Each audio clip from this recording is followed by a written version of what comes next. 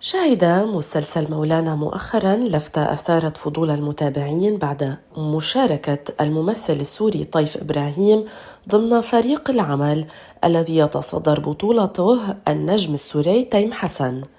المفارقة التي توقف عندها الجمهور ليست فنية فحسب، بل عائلية أيضا، إذ إن طيف هو شقيق الممثلة السورية ديما بياعة طليقة تيم حسن.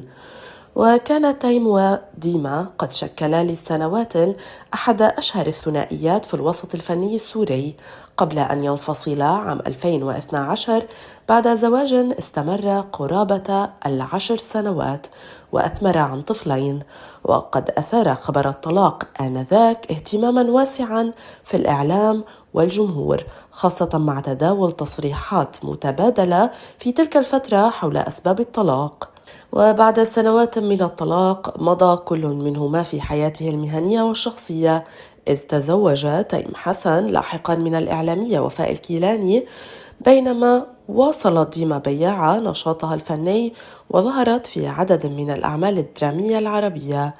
واليوم تعود القصة إلى الواجهة بشكل غير مباشر مع مشاركة طيف إبراهيم في عمل درامي يشارك فيه تيم حسن، وهو ما اعتبره البعض مجرد صدفة في الوسط الفني، حيث تتقاطع العلاقات المهنية كثيرا بعيدا عن أي اعتبارات شخصية.